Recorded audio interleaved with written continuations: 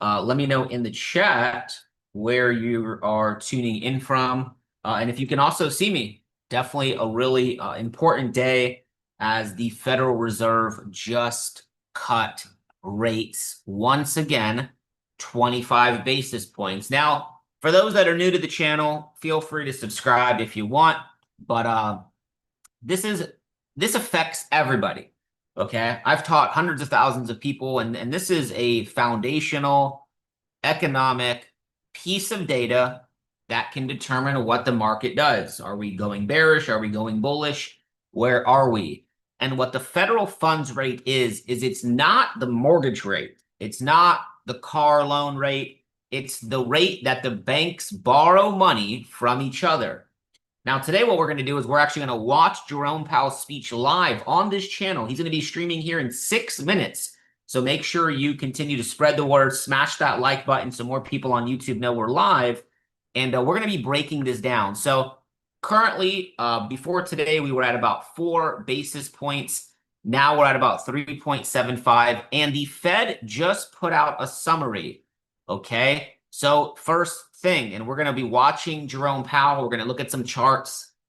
I actually do have some live leverage positions that I'm watching. But the Fed cut 25 basis points. It's the 3rd cut this year. Now, how many of you guys were in crypto? We could even leave it here. How many of you guys were in crypto during this bear market, right? When everything just kind of fell apart. Okay, what was the Fed doing? First off, let me know in the chat if you were in the markets then. Just give me a 1 in the chat if you were there. Spam the chat with 1s if you were there. And then what was the Fed doing when this market really topped out up here and started to drop down? What was the Fed doing? Were they raising rates or cutting rates? Yeah, you can answer that in the chat. Also, the Fed will consider extent and timing of additional adjustments. Fed will begin purchasing U.S. Treasury bills. I'm sure Jerome is going to speak about that. Fed will buy, here's interesting, very important, will buy 40 billion of U.S. Treasury bills in 30 days.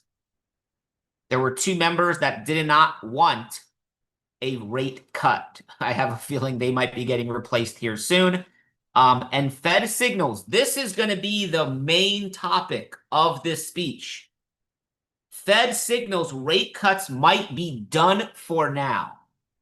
Now, if you're not paying attention to the media and to the news, or if you just don't know, there is going to be a new Fed chair in the month of May. And if you can't guess it, it's somebody that Trump's going to appoint.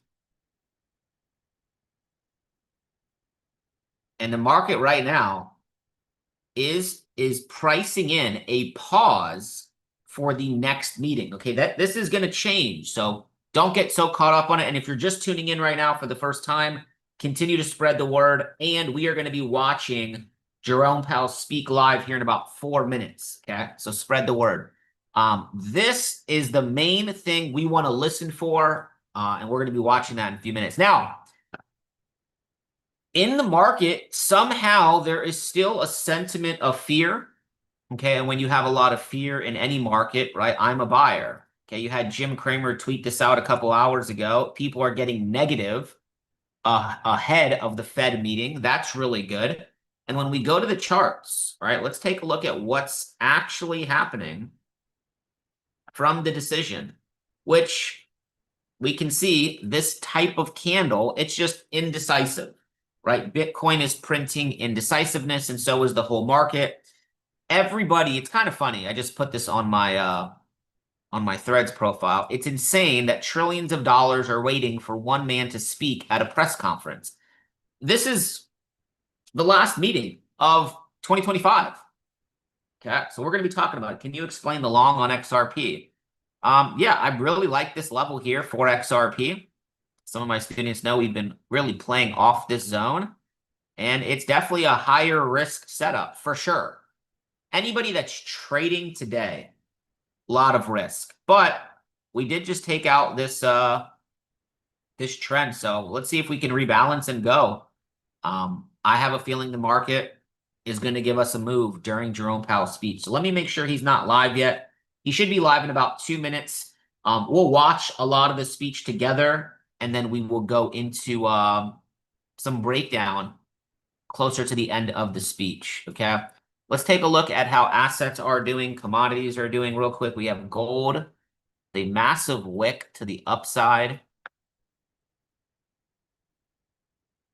XAG, let's see how silver's doing as it's literally at all-time highs. Maybe we see silver come back here and continue to the upside. And then let's take a look at the S&P 500 real quick. Sitting pretty much at all-time highs. Let's see if this creates a lower high. And maybe we get a push to the downside here across all markets. It's going to be interesting. We're going to go live here to the press conference in just a minute. Okay, so continue to spread the word that we are live. And let's see. Currently, right now, I am long. I am long on ICP on leverage in that blue line, and I do have my stop loss at break even on ICP right here. Why is this not loading? Okay, we're gonna go live to the stream. He should be walking to the podium in just a moment, and then we are gonna move the stream to where you guys can watch it. Okay. And one of the other reasons, I don't know why this is not loading. Another reason why this is a very important Fed meeting is it's going to set the tone really until Trump gets the guy that he wants. All right, here we go. Tuning in. I'm going to turn my camera off. Let me know if you guys can hear it in the chat real quick. Let me know if you guys can hear it in the chat. We got Jerome Powell about to take stage and talk about the Fed decision. Let me know in the chat if you guys can hear this. Don't go anywhere. This is going to be a really volatile next couple of minutes, I have a feeling. So let's buckle up. Here comes the famous good afternoon. If he says good afternoon, the market's probably going to sell off. Let me know if you guys can hear it. All right, here we go. See you guys in a few minutes. Let's listen in. Take notes.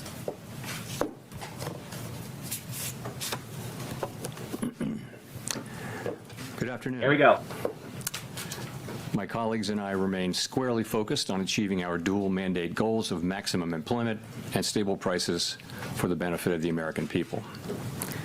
Although important federal government data for the past couple of months have yet to be released, available public and private sector data suggests that the outlook for employment and inflation has not changed as much since our meeting in October.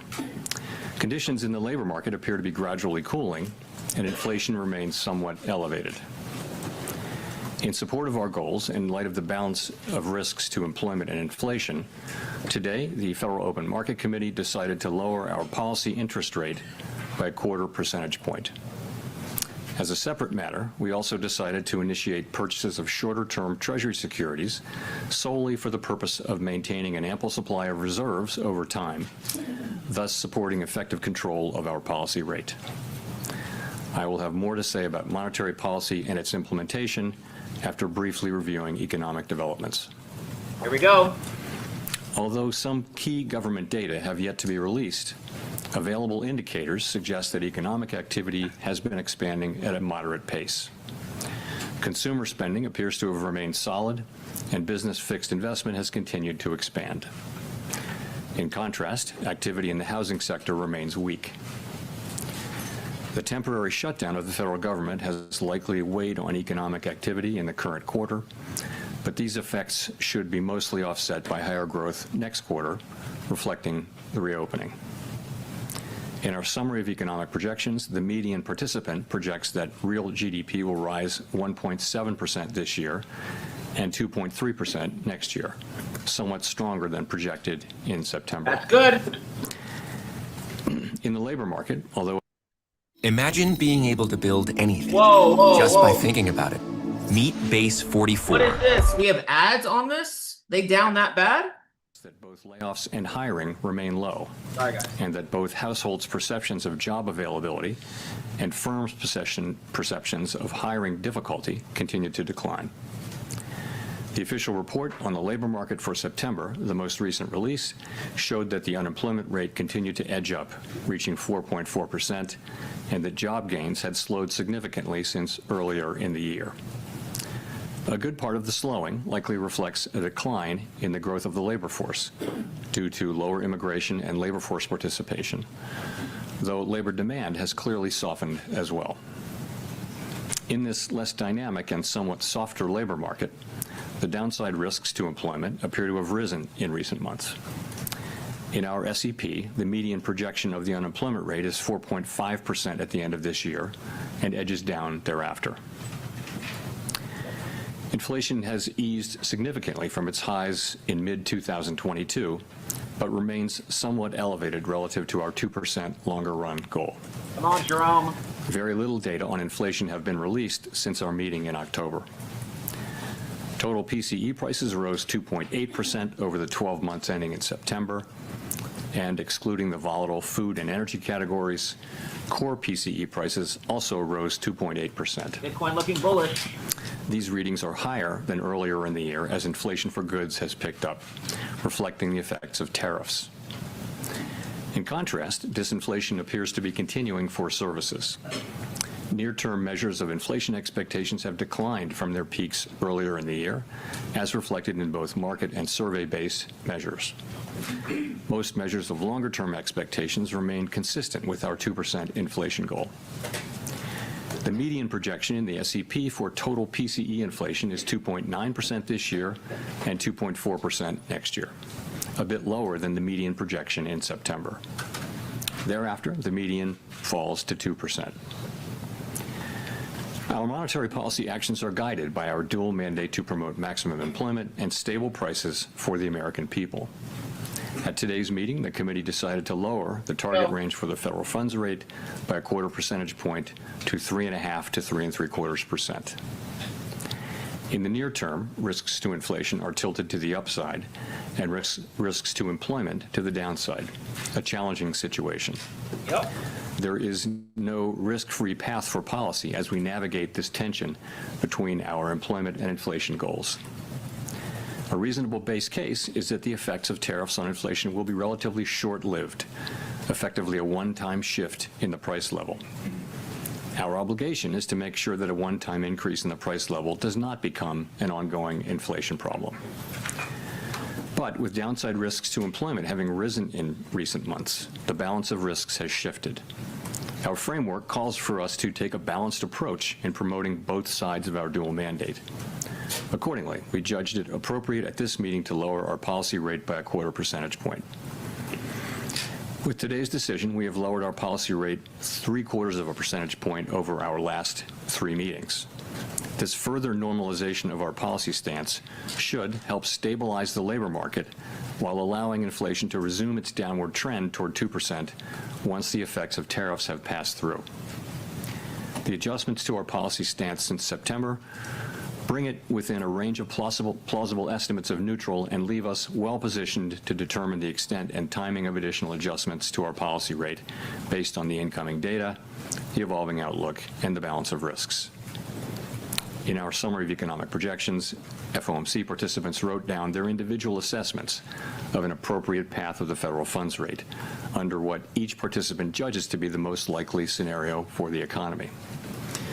The median participant projects that the appropriate level of the federal funds rate will be 3.4% at the end of 2026 and 3.1% at the end of 2027, unchanged from September. As is always the case, these individual forecasts are subject to uncertainty, and they're not a committee plan or decision. Monetary policy is not on a preset course, and we will make our decisions on a meeting-by-meeting basis.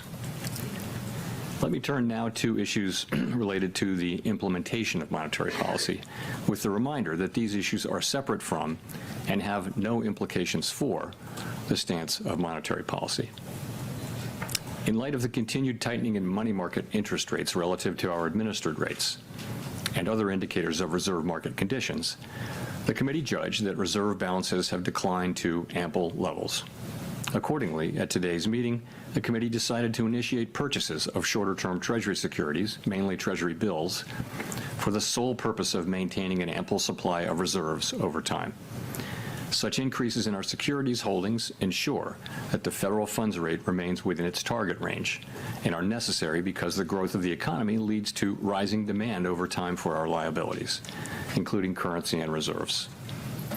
As detailed in a statement released today by the Federal Reserve Bank of New York, reserve management purchases will amount to $40 billion in the first month and may remain elevated for a few months to alleviate expected near-term pressures in money markets. Thereafter, we expect the size of reserve management purchases to decline, though the actual pace will depend on market conditions.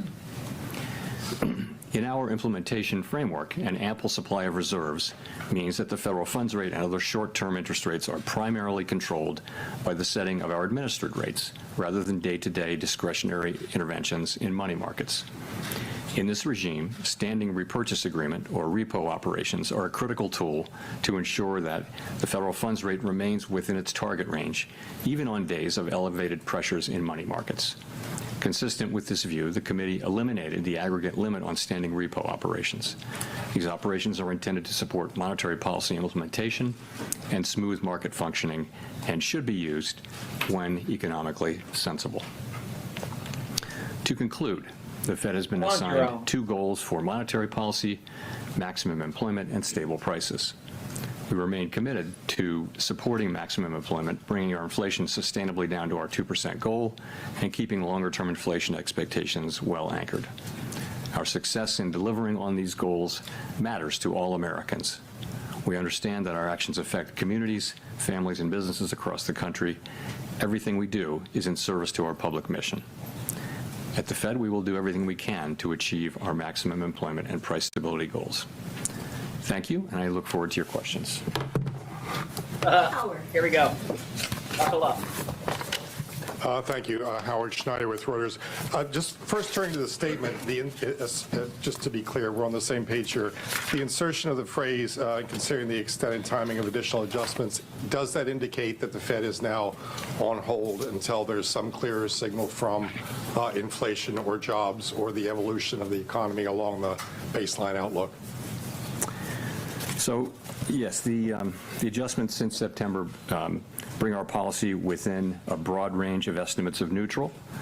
And as we noted in our statement today, we are well positioned to determine the extent and timing of additional adjustments based on the incoming data, the evolving outlook, and the balance of risks. That new language points out that we'll carefully evaluate that incoming data. And also, I would note that having reduced our policy rate by 75 basis points since September and 175 basis points since last September, the Fed funds rate is now within a broad range of estimates of its neutral value, and we are well positioned to wait to see how the economy evolves. And if I could follow up on the outlook there, it seems like with the additional GDP growth coupled with easing inflation and a fairly steady unemployment rate, this seems like a pretty optimistic outlook for next year. There we go. What's given rise to that? Is this an early bet on AI? Is there some sense of improving productivity out there? What's driving that? So a number of things are driving what's happening in the forecast. And I would say if you look broadly at outside forecasts, you do see a pickup in growth in many of those now, too. So it is, it's partly that consumer spending has held up. It's been resilient. And to another degree, it is that AI spending on data centers and related to AI has been holding up business investment. So overall, the baseline expectation for next year is, at least at the Fed, and I think with outside forecasters too, is a pickup in growth from today's relatively low level of 1.7%. I mentioned that the SEP median is 1.7 for this year growth and 2.3 for next year. You actually, some of that is due to the shutdown. So you can take 0.2 out of 2026 and put it in 2025. So it would really be 1.9 and 2.1. But overall, yes, for a few reasons, fiscal policy is going to be supportive. And as I mentioned, AI spending will continue. The consumer continues to spend. So it looks like the baseline would be solid growth next year. Okay. Thank you, Mr. Chairman, for taking our questions here. You had previously described rate cuts in terms of a risk management framework, and kind of following up on what Howard was asking, is the risk management management phase of rate cuts over here? And have you taken out sufficient insurance, I guess, against potential weakness in terms of the data we might get next week when it comes to employment? So we're going to get a great deal of data between now and the January meeting, and I'm sure we'll talk more about that. And the data that we get are going to factor into our thinking. But yes, we have, if you go back, we held our policy rate at 5.4% for more than a year because inflation was high, very high, and unemployment in the labor market was really solid at that point. So what happened is over last summer of 24, inflation came down, and the labor market began to show real signs of weakness. And so we decided, as our framework tells us to do, that when the risks to the two goals become more equal, you should move from a stance that favors really dealing with one of them, in that case inflation, to a more balanced, more neutral setting. And so we did that. We did some cutting, and then we paused for a while to work our way through what was happening in the middle of the year. And then we resumed cuts in September, and we've cut now 3. We've now cut a total of 175 basis points. And as I mentioned, we feel like where we're positioned now we're well positioned to wait and see how the economy evolves from here. If I could just follow up on the SEP, you have a whole lot of big increase in the growth numbers, but not a big decline in the unemployment numbers. And is that an AI factor in there? What is going on in terms of the dynamic of you get more growth, but you don't get a whole lot of decline in unemployment? Thank you, sir. So the implication is obviously higher productivity. And some of that may be AI. It just also, I think, productivity has just been almost structurally higher for several years now. So if you start thinking of it as 2% per year, you can sustain higher growth without more job creation. Of course, higher productivity is also what enables incomes to rise over long periods of time. So it's basically a good thing. But that's certainly the implication.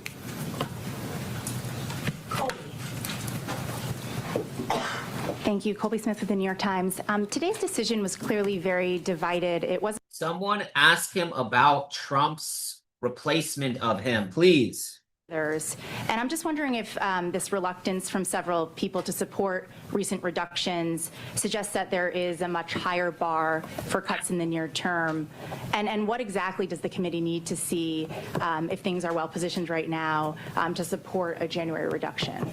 Sure. So let me just say, as I mentioned, and as I've mentioned here before, the situation is that our two goals are a bit in tension, right? So interestingly, everyone around the table at the FOMC agrees that inflation is too high and that we want it to come down, and agrees that the labor market has softened and that there's further risk. Everyone agrees on that. Where the difference is how do you weight those risks, and what does your forecast look like, and where do you, ultimately where do you think the bigger risk is, and it's very unusual to have persistent tension between the two parts of the mandate, and when you do, this is what you see, and I think it's actually what you would expect to see, and we do see it. Meanwhile, the discussions we have are as good as any we've had in my 14 years at the Fed. They're very thoughtful, respectful, and you just have people who have strong views, and we come together and we reach a place where we can make a decision. We made a decision today. We had 9 out of 12 supported it, so fairly broad support. But it's not like the normal situation where everyone agrees on the direction and what to do. It's more spread out, and I think that's only inherent in the situation. In terms of what it would take, we all have an outlook in terms of what's going to come, but I think ultimately having cut 75 and the effects of the 75 basis points will only begin to be coming in. As I've said before a couple times, we're well positioned to wait to see how the economy evolves. We'll just have to see. And we will get, as you know, quite a bit of data. I should mention on the data, as long as I'm talking about it, that we're going to need to be careful in assessing, particularly the household survey data. There are very technical reasons about the way data are collected in some of these measures, both in inflation and in labor, in the labor market, so that the data may be distorted and not just sort of more volatile, but distorted, and that's really because data was not collected in October and half of November.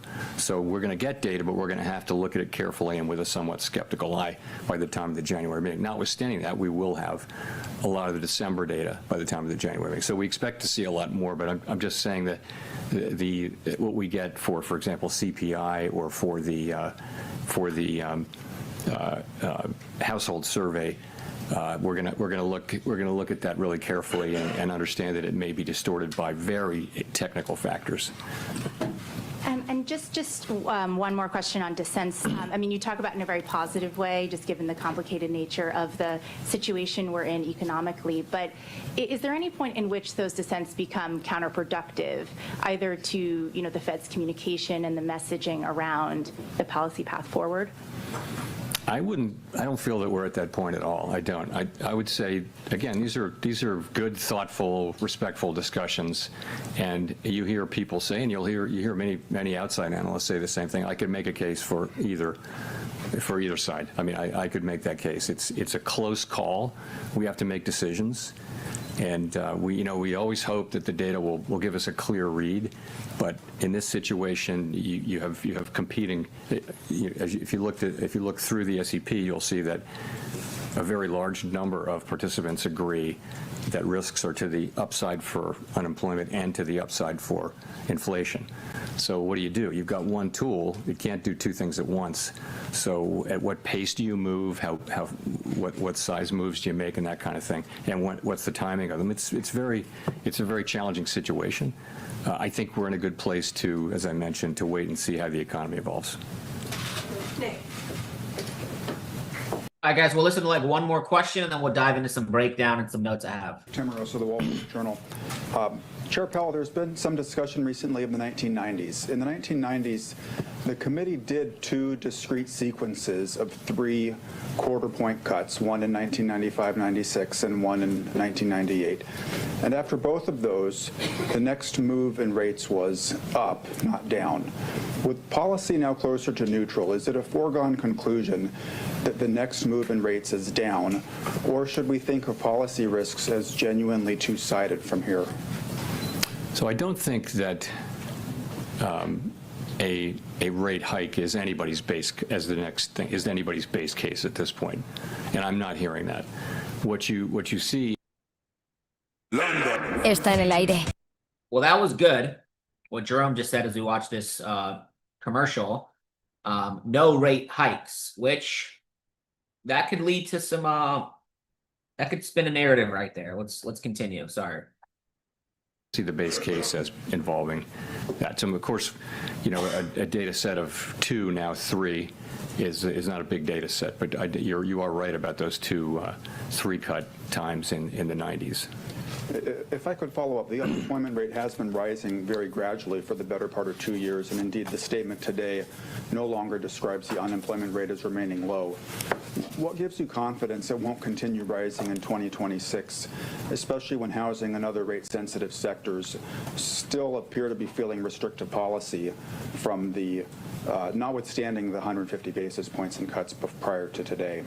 So I think the idea is that with now having cut 75 basis points more now, and having policy, I'd call it in a broad range of plausible estimates of neutral, that will be a place which will enable the labor market to stabilize or to only tick up 1 or 2 more tenths, but we won't see, any kind of a sharper downturn, which we haven't seen any evidence of at all. At the same time, policy is still in a place where it's not accommodative, and we feel like we have made progress this year in non-tariff related inflation, And as tariffs come through, as they flow through, that'll show through next year.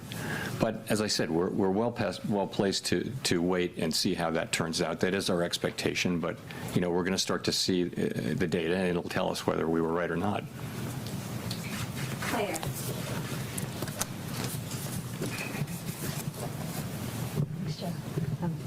Claire Jones, Financial Times.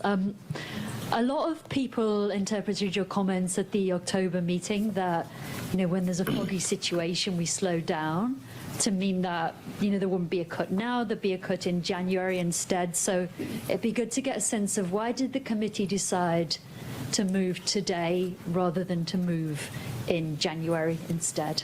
Thank you. Right. So in October, I said that there was no certainty of moving, and that was indeed correct. I said it's possible you could think about it that way, but I was careful to say other people could look at it differently. So why did we move today? I would say point to a couple things. First of all, gradual cooling in the labor market has continued. Unemployment is now up 0.3 from June through September. Payroll jobs averaging 40,000 per month since April. We think there's an overstatement in these numbers by about 60,000, so that would be negative 20,000 per month. And also, just to point out one other thing, surveys of households and businesses both show declining supply and demand for workers. So I think you can say that the labor market has continued to cool gradually, maybe just a touch more gradually than we thought.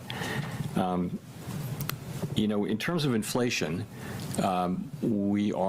it's come in a touch lower, and I think the evidence is kind of growing that what's happening here is services inflation coming down, and that's offset by increases in goods, and that goods inflation is entirely in sectors where there are tariffs. So that does build on the story, and so far it's only a story, that that the goods inflation, which is really the source of the excess at this point, almost more than half the source of the excess inflation is goods, is tariffs. And you've got to say then, so what do we expect from tariffs? And I would say that is to some extent down to looking for broader economic heat. Do we see a hot economy? Do we see constraints? Do we see what's going on with wages? You saw the ECI report today. It doesn't feel like a hot economy that wants to generate, Phillips curve kind of inflation. So we look at all those things, and we say that this was a decision to make. It obviously wasn't unanimous, but overall that was the judgment that we made, and that's the action we took. And just on the ample reserves point, how concerned were people around the table about some of the tensions we've seen in money markets? Thank you. I wouldn't say concerned. So what really happened is this. Balance sheet shrinkage, sometimes called QT, went on. We had a framework in place for monitoring it, and nothing happened. The overnight reverse repo facility went down pretty much close to zero. And then beginning in September, the federal funds rate started to tick up within the range, right? And it ticked up almost all the way to interest on reserve balances. There's nothing wrong with that. What that's telling you is that we're actually in an ample reserves regime. So, we knew this was going to come. When it finally did come, it came a little quicker than expected, but we were absolutely there to take the actions that we said we would take. So, and those actions are today. So, we announced that we're resuming reserve management purchases. That is completely separate from monetary policy. It's just we need to keep an ample supply of reserves out there. Why so big? The answer to that is, if you look ahead, you'll see that April 15th is coming up, and our framework is such that we want to have ample reserves even at times when reserves are at a low level temporarily. So that's what happens on tax day. People pay a lot of money to the government, reserves drop sharply and temporarily. So this seasonal buildup that we'll see in the next few months was going to happen anyway. It was going to happen because April 15th is April 15th. There's also a secular ongoing growth of the balance sheet. We have to keep reserves remains, call it constant as it relates Important. to the banking system or to the whole economy. And that alone calls for us to increase about $20-25 billion per month. So that's a small part. That's going on. It's also happening in the context of a temporary few-month front loading to get reserves high enough to get through the tax period in mid-April. So that's what's happening there. All right, guys, we're gonna jump into. Let me hear the question. Thanks, Mr. Chairman. This is the last post-FOMC press conference before an important Supreme Court hearing next month. Oh, here we Can go. you talk about how you're hoping the Supreme Court will rule? And I'm just curious why the Fed's been so reticent on such a pivotal matter. It's not something I want to address here, Andrew. We're not legal commentators. It's before the courts, and we think we don't think that we help matters by trying to engage as a public discussion of that. I'll give you a mulligan though. No, thanks. I don't know if that means I get 3 questions, but No, just one more. I guess I wanted to come back to the 1990s question and. All right, guys, we'll wrap up here. Let's go down and take a look at some of the markets, see what we got cooking. In the comments, would love to know some of your thoughts if you guys tuned in and listened to the whole thing. Somebody asked, DCA alts now, or are we dumping more? We're not doing anything on this stream, but reviewing what potentially could happen. So market still in fear. Let's break down some of these notes though that I took over here. So couple key things is Jerome is basically referring to this thing called stagflation, where you have, higher inflation with higher unemployment and a stagnant demand, right? That's really the economy that we're in. He is just, he's just not admitting it.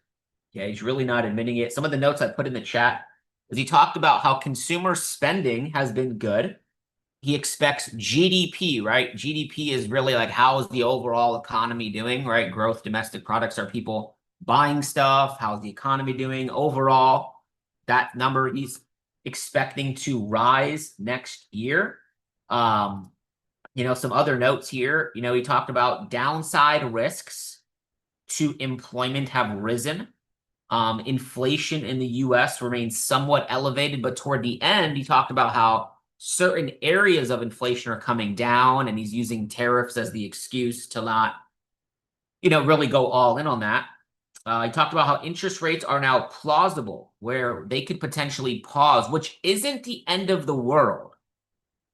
It's not the end of the world if they start to pause rates. Remember, we were in an environment where they were pausing and we were still going higher in the markets, right? He talked about how GDP forecast is going to be going higher. And there is some division, right, at the Fed. You guys saw that those dots that he showed on the PowerPoint here. See if I can pull it up real quick. These dots. So there were some people, right? This is like the average of these votes. So the average, and this is towards midpoint of target range level, like these people at the Fed, they believe that rates should be like around 3. And then he showed that chart. Was there another chart here that he showed? Where it was a forecast going into next year. So basically he talked about how 1 rate cut next year, 1 rate cut the following year. Oh, I have it here. This is pretty much it. Just found it online. So at the end of 2026, they would basically cut 1 more time in the next year, and then 1 more time in 2027. We're going to see how the market reacts to this. That's going to be really interesting. Now, right now, market is just kind of sitting here. Market was already pricing in the rate cut. Now we shall see. Market looks like it wants to come down. Really, this is a level I'm targeting here for BTC on leverage. So we shall see if we can get down there. And then one of the biggest things they talked about has that the Fed will be announcing that they're purchasing bonds, right? That's a form of quantitative easing, which quantitative tightening ended on the 1st, where they're taking money out of the market. Now they're putting liquidity in.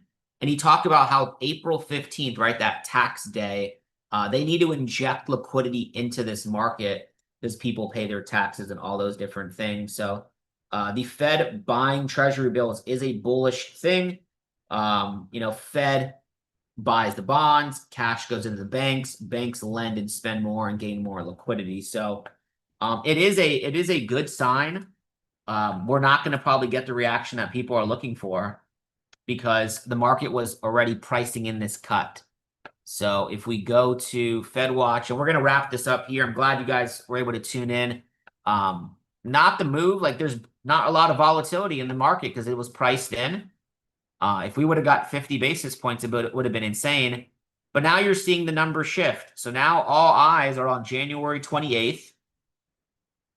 Nobody really asked them about, the guy that's going to replace him in May. Still very far away, but Jerome Powell in this committee will have about 3 more meetings. Now the market is pricing in a pause. It's pricing in a pause really for March as well. So we'll see. Are people going to pay their taxes? I mean, maybe. People are down bad right now because we are in this environment right now and nobody really wants to admit it. It is a stagnant market, but we're still in a season of fear and it's wild. So S&P is about to create a new all-time high though. Look at this. Stock market's reacting bullish. Does crypto go bullish soon? S&P is ripping right now. Absolutely ripping right now. About to create an all-time high. All right, that's the all-time high. Or am I... Okay, a little bit higher then. S&P is running towards the all-time high, which sits at 69.20. Is it going to do it right now? On the stream for us, can we get a stock market all-time high? Shout out to everybody that's subscribed to the channel. We've covered this stock on my channel before. WBD about to hit $30. Anybody holding this? We got the Paramount and Netflix bidding war. Can we get this thing above 40 bucks? 40 bucks going once, going twice, going 3 times. We're seeing some stuff move here. Is Nvidia moving? Let's take a look. That might have been the wrong chart. And it's at 184. Not really. He mentioned AI and how AI production is helping this market. So for those that are watching the markets, looking for like trade setups, there's going to be a delay here. The market, I expect the market to make a move probably closer to the daily candle. All my students know, they know that we've been looking for the longs on XRP.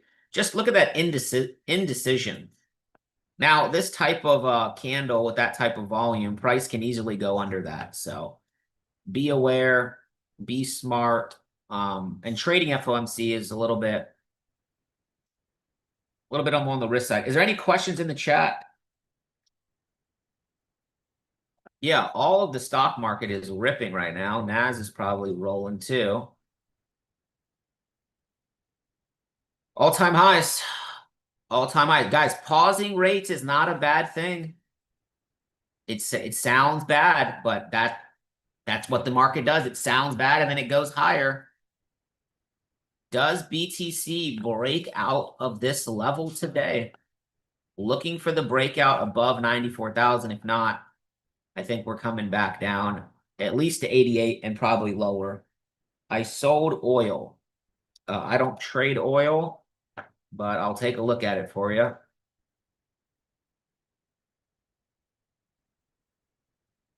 You just sold right now, I'm guessing, into this candle, which I have not looked at this chart in a long time. Hopefully that plays out well for you. Yeah, it's actually a good thing. Pausing is a good thing. Pausing can be a very good thing, especially if it's through time. Pause, pause, pause. Let the market go higher. Let the market go higher. So, alrighty, y'all. Thanks for spending some time on FOMC. I try to stream these as much as possible. Make sure you subscribe down below.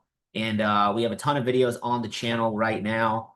And if you are new to finding, about me, I've taught hundreds of thousands of people about crypto. Everything I have here is completely for free. You can go to my website, mikesotero.com. This course free, this book free, Tokenomics Blueprint. We got to update this. Over 25,000 people have read this free. Feel free to go to mikesotero.com. I'll put the link in the chat, and you can go take a look at it. Are you liking GRT longs? Yes, I'm in a GRT long right now on leverage down here, and I'm looking for that breakout. GRT is one of the projects I've been accumulating in the portfolio, and I also am in a leverage position down here at 4.5. So I'm at break even on this, and I'm at break even on ICP, which we entered down here on Tuesday. So we'll see if we can get this move to the upside. You guys have a great rest of your day. I'll see you in the next stream. Make sure you're subscribed to the channel. God bless.